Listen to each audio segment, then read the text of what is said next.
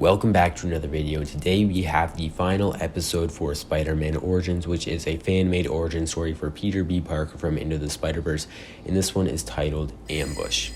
At the beginning of the episode, we see Peter at school standing in the hallway alongside Flash. Although their relationship hasn't always gone smoothly, one thing Peter and Flash can both agree on is that Spider-Man is a hero. Lately, the news has made Spider-Man out to be a menace and has tried to accuse him on many occasions of being a criminal. In this scene, we can see Flash once again trying to defend the webhead while some of his classmates are now unsure of what to think of him. Now that she's also friends with Harry, her opinions are somewhat influenced by his, which are extremely one-sided due to his upbringing, which Norman is partly responsible for. Randy has chosen to side with Flash once again, as usual, while Peter knows that talking against Spider-Man like he did in the original comics will do him no good as a hero.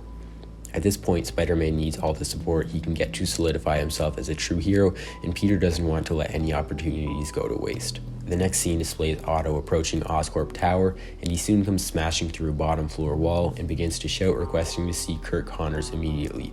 None of the other employees know where he is because it was never announced that Curt was fired, but they do place a request for Norman to come downstairs with the demand from Otto. As Norman heads downstairs, he soon spots Otto and hesitates for a moment before secretly tapping a button on his watch to call for security. He asks Otto what he's here for and pretends to be friendly toward him, and Otto demands to see Dr. Connors before Norman disappointedly informs him that Curt has since left the company. Otto asks if he knows where he went, and Norman tells him that he has no idea before Doc Ock is reminded of a conversation when Curt told him about his family. He recalls him mentioning that his wife was a biology teacher at Midtown High, and it is revealed to the audience that that was how Peter's class was initially given the chance to attend the experiment at Oscorp from episode 1 in the first place. Shortly after, Otto leaves the building just as Norman's security guards come filing into the room. The shot cuts to a scene of Peter in his biology class as the group is seen taking a test. We now know that Peter's biology teacher is in fact Curt's wife, Martha Connors. Not long into the test, Flash is seen cheating as he looks over Peter's shoulder before Mrs. Connors tells him off, stating that she's warned him before and that was his last chance and that she's going to have to give him an F. This type of situation seems to be a common occurrence, as Flash tends to not learn from his experiences, and I'm referring back to the scene in episode 4 when he was late to gym class yet again. Flash then pleads for mercy, stating that he's learned his lesson and won't do it again, but he is by no means an ideal student and often shows up late to class while cheating on tests and assignments to make up for the lack of attention he pays to teachers, and because of that, Mrs. Connors doesn't give in. A moment later, a couple of loud thuds are heard as the room begins to softly quake, and shortly after, a large shadow comes looming across the window, and a few students, including Flash, look outside to see where the commotion is coming from. They soon spot Otto, and Flash recognizes him as the man he nicknamed Dr. Octopus back in episode 1. Otto places one of his claws on the brick wall and tears it apart before spotting Martha Connors in the back corner of the room and shouting at her, ridiculing her for her husband's behavior despite him having not done anything inherently wrong. The students come racing out of the room in a hurry, along with Mrs. Connors, who recognizes Otto from old photos of him and her husband. She knows that the new form he's taken on isn't safe, as she was warned by Curt that the failed experiment most likely would throw Otto into an unstable state of mind if he was to ever awaken from the coma.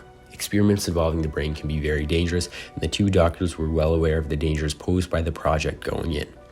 Amongst the chaos, Peter is able to sneak into a Spider-Man costume in an attempt to protect the other students, and outside of the classroom, we see MJ with a concerned look on her face, unaware that Peter was able to make it out of the room alive. She shouts for him before she is forced away as the crowd continues to run toward the exits. Shortly after, students from every classroom begin to evacuate the building, leading to even more chaos in the halls. Spidey tries to calm down Otto, but he once again begins to attack the webhead, leading to an intense battle taking place throughout the school. Students begin to take notice of Spider-Man's bravery while fighting against his menacing threat, and their opinions on him begin to change. Outside, students can be seen fleeing the school while Randy is shown lifting a phone to his ear. On the other end of the line, we see Robbie pick up the phone at the Daily Bugle.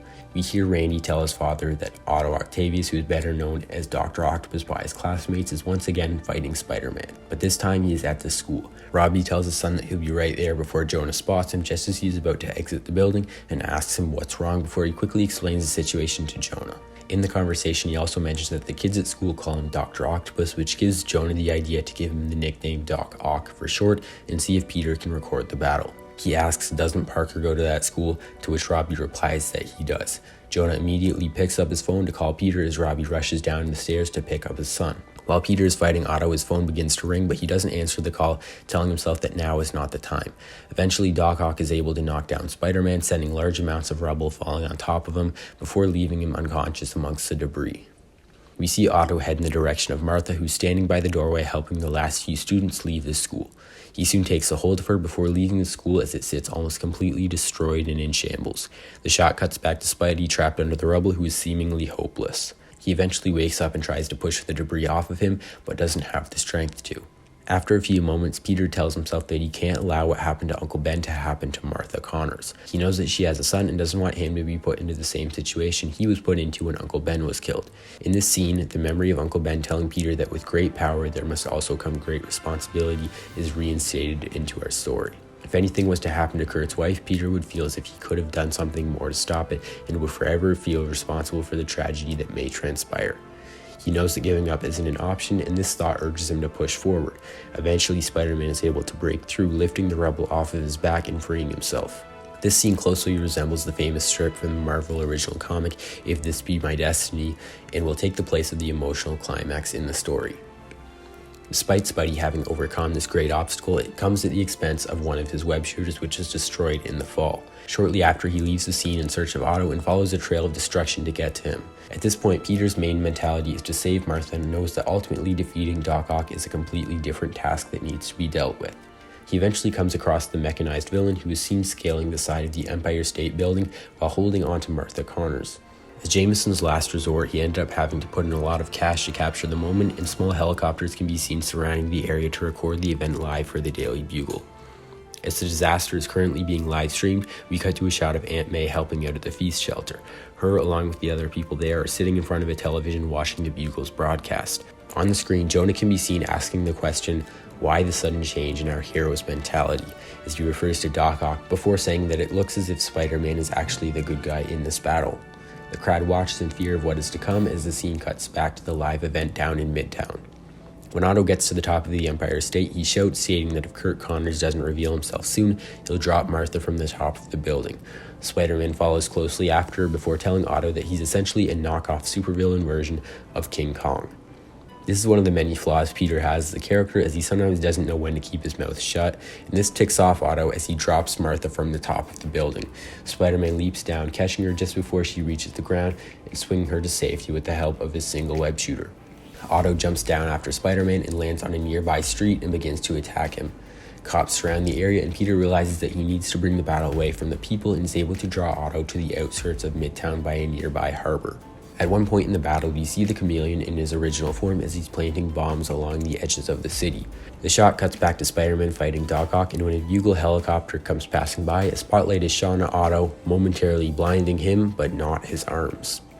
During this split second, Peter webs Otto's face and attempts to grab a hold of one of the metal arms and swing him. However, the arms have a mind of their own, and he is instead thrown into a nearby lake. In a battle in which he can't win alone, paired with the fact that he now only has one web shooter, Spider-Man is deeply in need of assistance. While Spidey's in the water, the cops continue to shoot, causing Otto to head toward them instead. As he turns and begins to walk across the edge of the harbor, one of his arms sets off a few of the explosives set by the Chameleon, and when the smoke finally clears, Otto is seen lying unconscious amongst the destruction that surrounds him. Shortly after, the police tie him up and take him in before the webhead emerges from the water. However, unlike in past interactions, the officers are quick to thank Spider-Man for his help, but are confused as to what exactly caused the explosion. At this point in the story, Spider-Man has finally built his reputation as a real hero and has earned the respect of those around him. Peter's suit is heavily damaged, and shortly after, he changes into his normal clothes and begins to walk home. Later, as he approaches his house, MJ comes running toward him from across the street and gives him a big hug similar to the scene back in episode 3. However, this time the setting is joyful and triumphant as Peter has finally done something in which he can be proud of. MJ notices that Peter's face is bruised and tells him that she was worried when she didn't see him leave the classroom earlier that morning. Peter tells her that he ended up waiting around and escaping through the hole in the wall, and she shows no signs of suspicion. After the two part ways, Peter decides that he's going to visit Aunt May at work, as he's still unsure of how much damage was done while he was unconscious, and decides to research the address to the feast shelter to see if she's okay.